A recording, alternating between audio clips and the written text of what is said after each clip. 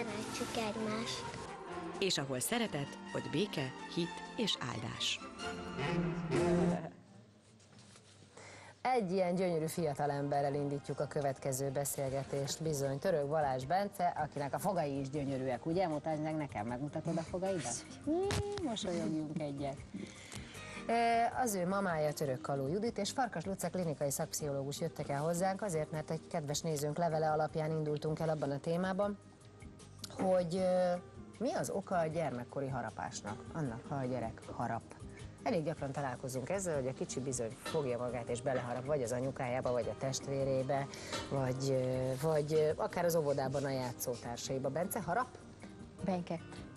Nem harap, mármint, hogy kicsi korában akkor harapott, amikor szopizni akart. Tehát amikor éhes volt, ezzel nagyon egyetemen jelezte, mert sokat hordoztam, és amikor már a hátamon hordoztam, akkor ugye nem mindig látja az ember, viszont amikor elkezdi kicsit harapni. És úgy jelezte, hogy éhes, hogy akkor egyértelműen tudtam, hogy szeretne valamit enni, illetve mostanában akkor, amikor este túlpörtül, tehát amikor kezd fáradni, viszont felpörög, akkor azt onnan lehet tudni, hogy harabdálja az ember. Kezét, lábát. Békésen ül itt, hogy ezt nehéz is elképzelni, ezt a jelenetet. Ettől függetlenül nagyon sokszor találkozunk ilyennel, és például a nézőnk is azt írja, 2 éves lesz januárban az ő kisfia, és nem tudja leszoktatni arról, hogy beleharapjon időnként az anyukájába. Nem kicsit rendesen kék-zöld foltokat hagy a harapása nyoma. Miért harapnak a gyerekek? Hát ez csak egy tünet, és mint minden pszichés tünetnél sosincs egy ok a háttérbe, tehát ismerni kéne a teljes esetet ahhoz, hogy itt pontosan meg tudjam mondani, hogy mi lehet ennek az oka. Azt nagyon fontos tudni, hogy még ebben az életkorban a gyerekek nem képesek arra, hogy egy másik embernek a lelkiállapotába, a nézőpontjába, érzelmeibe és érzékeibe beleéljék Magyarul magukat. nem tudja, hogy ő ezzel fájdalmat okoz. Pontosan és nem az a szándéka, szó, hogy fájdalmat okozzon. Ez egy jel, ez egy kommunikációs jel lehet. Lehet persze valami súlyosabb problémának is a jelzője, de nyilván akkor nem ez az egy tünet áll fel, hanem más problémák is jelen vannak. Ezért fontos így az egész történetet egyben látni, szülővel és gyerekekkel együtt. Mi a jellemző? Mert azt mondják, hogy amikor valakinek van egy nagy testvére, akkor a kicsi könnyebben válik harapóssá, mert még nem tud védekezni kézzel, lábbal. Az egyetlen eszköze, mint egy kis állatnak a szája, hogy oda harap ilyenkor, amikor ő jelezni akarja mondjuk a nem tetszését, vagy akár a tetszését is, nem tudva, hogy ő ezzel fájdalmat okoz. Tehát ez neki egy könnyű mozdulat, hogy ő oda csippent a fogaival. Ugyanez megvan a csípésnél, a karmolásnál is szintén nem tudva azt, hogy ő ezzel fájdalmat okoz. Tehát a kisebb testvérekre, második, harmadik gyerekekre jellemző? Szerintem ez inkább életkor függvénye, mint az, hogy hányadik gyerek a sorban. Tehát, hogy 1-2-3 éves gyerekeknél ez egy nagyon gyakori tünet lehet. Ha később is jelen van, sok olyan szülő panaszkodik, hogy például a közösségbe kerülésnél, óvodába jelentkezik ez a tünet, akkor ott már lehet, hogy valami másról van szó. Az miről ismerhető fel, hogy ez már olyan, amivel komolyan kell foglalkozni, mert már mondjuk szándékosan csinálja?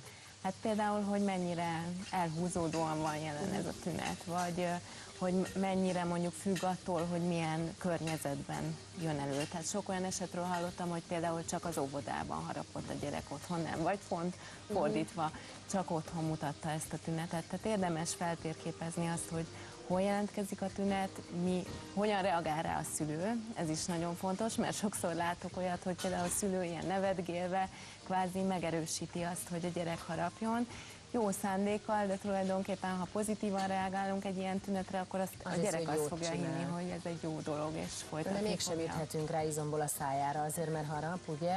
Úgyhogy mi az, ami a helyes megoldás? Hát elég határozottan kell rászólni a gyerekre. Nagyon fontos, hogy hitelesen mutassuk azt, tehát nem csak a verbálisan jelezzük ezt, hanem a nonverbális kommunikációnkkal is azt jelezzük a gyerek felé, hogy ez egy fájdalmas dolog, amivel a másiknak rossz érzést okoz. Esetleg mondjuk, hogyha testvérét harapja, lehet azt, hogy közösen megvigasztaljuk a testvért, vagy a harapás helyett azt tanítjuk a gyereknek, hogy simogassa meg, vagy puszilja meg a testvérét, tehát hogy a különbségekre konzekvensen, hitelesen hívjuk fel a figyelmet. Judit, neked melyik módszer vált be? Nagyon tanulságos volt azért ezek, amiket hallottam, ugye nálunk még testvér nincs, de megérzem, hogyha majd lesz, mert terven azért van.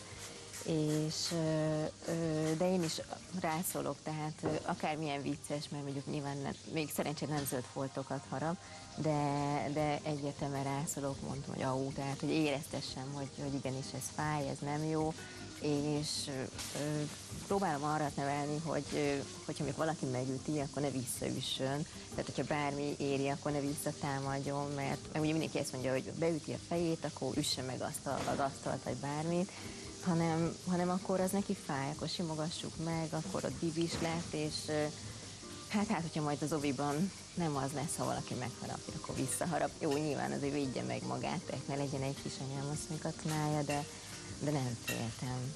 De azért ugye fontos, hogy az értékrendben benne legyen, hogy ne egyből kis vadállatként, ugye, hogy mondtad. Van abban valamilyen üzenet, hogy ki az, akit megharap? Tehát, hogy az anyukáját harapja meg a gyerek, vagy a testvérét, vagy pedig a családon kívül? Lehet benne üzenet, de nem feltétlenül. Szerintem ez is életkor függő. Tehát kisebb gyerekeknél, mondjuk ilyen piciknél még nem hiszem, hogy a konkrét személy annyira fontos lehet, de előfordulhat, hogy van valami oka, hogy pont azt az embert harapja meg. Tehát összefoglalva akkor, hogyha az a gyerek már pedig harap, akkor szépen elmagyarázva, alternatívákat felkínálva, határozottan leállítva. És rögtön szólni, ez nagyon fontos, hogy ne várjunk, hanem azonnal reagáljunk. Nagyon szépen köszönjük, reméljük, hogy kedves nézőnknek is hasznosak lesznek ezek a tanácsok, és ünnepi témával folytatjuk a mai adást. A 100 évvel ezelőtti front karácsonyokra emlékezünk most Szabó Zsóka riportjával.